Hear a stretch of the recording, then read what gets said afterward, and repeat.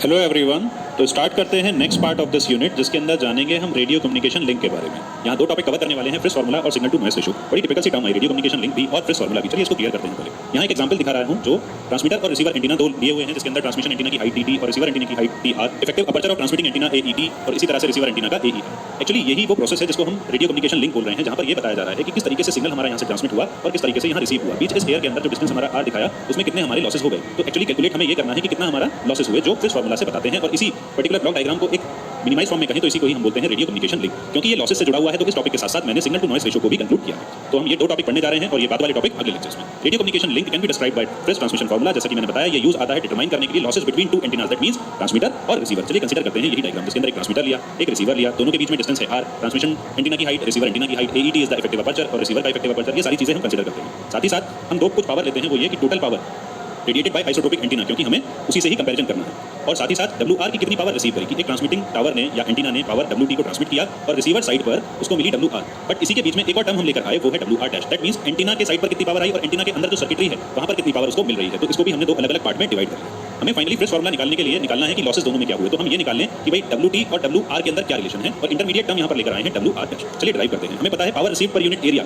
Eight receiving tower, हम जानते हैं वो होती है WT, टोटल पावर हमारी आ गई। और अगर स्फेरिकल सिस्टम की बात करें तो हो गया 4πr² से डिवाइड कर लीजिए, इतना वॉट्स। तो ये हम पहले भी पढ़ चुके हैं, वो हो गया WT बाय 4πr², जहाँ पर WT है टोटल पावर जो एमिट कर रहा है ट्रांसमिशन एंटीना। अब WR डैश मतलब अब ये पावर पहुंचती है रिसीवर साइड में, और रिसीवर साइड के भी अभी अपर्चर पर पहुंची, इसलिए यहाँ पर हमने AER लिया, इफेक्टिव अपर्चर की बात करी और उसको पावर से मल्टीप्लाई कर दिया। तो फाइनली जो पावर रिसीव हुई वो अपर्चर के करस्पॉन्डिंगली होगी ऑब्वियसली। तो इसलिए WR डैश यहाँ इंटरमीडिएट टर्म आ गई। अब यहाँ पर P की वैल्यू हमने उठाकर इस जगह से रखी। तो फाइनली मेरे पास WR डैश आ गया, जो पावर मुझे यहाँ एंटीना पर रिसीव हुई। अब अंदर चलते हैं इलेक्ट्रिकल सर्किट की तरफ। If now that the transmission antenna is practical antenna, तो जब भी प्रैक्टिकल एंटीना की बात करें तो डायरेक्टिविटी की बात आ जाएगी। डायरेक्टिविटी और अपर्चर का फॉर्मूला हमने लास्ट लेक्चर में किया था, वो था dt = 4π/λ² EMT। एक्चुअली यहाँ पर लिया था E, केवल यहाँ MT यहाँ पर बात कर रहे हैं क्योंकि हम मैक्सिमम मानकर चल रहे हैं कि मैक्सिमम गेन है। उस केस के अंदर डायरेक्टिविटी हम कैलकुलेट कर रहे हैं ट्रांसमिटिंग एंटीना की। तो ये मेरा dt आ गया। आगे बढ़ते हैं। अब WR और WR डैश में डिफरेंस क्या होगा कि डायरेक्टिविटी इन दोनों के बीच में एक इंटरमीडिएट पैटर्न बनेगी, किस तरह से कि total received power will be equals to WR dash into dt। Why it is so, क्योंकि यही तो डायरेक्टिविटी है भाई। इस डायरेक्टिविटी के करस्पॉन्डिंगली तो मुझे सिग्नल मिल रहा है फाइनली जो एंटीना पर आया। अब डायरेक्टिविटी उसकी कम ज्यादा हो सकती है, तो एक्चुअल पावर जो रिसीव है वो इसी पर ही निर्भर करेगी। तो ये हमने वैल्यू को ले लिया। अब WR डैश की वैल्यू हमने पिछली स्लाइड से यहाँ पर रख दी और इन दोनों वैल्यूज को कैलकुलेट किया। साथ ही साथ dt की वैल्यू भी हमने 4π/λ² EMT लिखी, तो हमारा सॉल्व होकर आ गया दिस फार्मूला।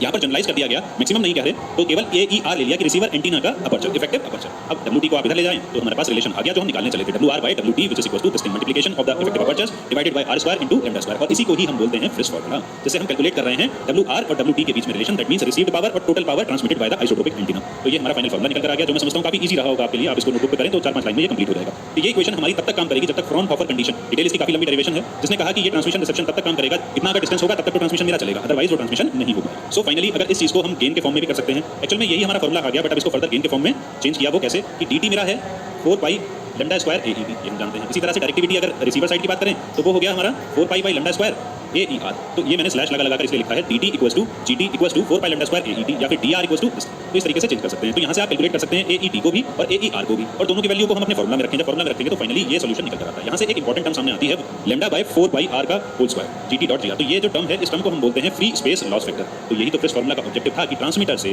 रिसीवर तक में फ्री स्पेस के बीच में कितना सिग्नल मेरा लॉस हो गया, जो हमने कैलकुलेट किया। And that loss can be calculated by using λ/4πr का whole square. So this is the Friis transmission formula using the gain also. अब बात करते हैं जब लॉस की, तो बात करते हैं जरूर सिग्नल टू नॉइस रेशियो की, जिसको शॉर्ट में हम SNR के नाम से भी जानते हैं। जैसा कि ये वर्ड ही बता रहा है, this is the ratio between signal, मेरा क्या सिग्नल रिसीव हुआ और कितनी मुझे नॉइस रिसीव हुई। जो ट्रांसमिशन एंटीना से मेरा तो प्योर सिग्नल गया, बट रिसीवर एंटीना पर जो सिग्नल मेरा आ रहा है तो उसके अंदर सिग्नल भी हो सकता है, दैट मींस इंफॉर्मेशन भी हो सकती है, साथ साथ लॉस भी जुड़ा हो सकता है। तो इसको ध्यान रखें। तो एक टर्म लेकर आए, वो है SNR, and that is equals to the signal divided by the noise. अब इसको वोल्टेज के टर्म्स में ले सकते हैं, पावर के टर्म्स में ले सकते हैं, बट बात वहीं की वहीं होगी कि किस रिस्पेक्ट में बात कर रहे हैं, केवल इतना सा हमारा चेंजेस हुआ। तो this is the signal to noise ratio. और साथ ही साथ अगर हम डिवाइड कर दें इनपुट साइड का सिग्नल टू नॉइस और आउटपुट साइड का सिग्नल टू नॉइस, इस पर्टिकुलर f को बोलते हैं हम नॉइस फिगर। तो ये भी हमारा एक पैरामीटर होता है, जिसके अकॉर्डिंगली हम रेडियो कम्युनिकेशन लिंक के बारे में जान सकते हैं, उसकी परफॉर्मेंस को इवैल्यूएट कर सकते हैं। सो हमने कवर ये दोनों टॉपिक कर लिया है। नेक्स्ट टॉपिक में आपको फील्ड फ्रॉम ऑसिलेशन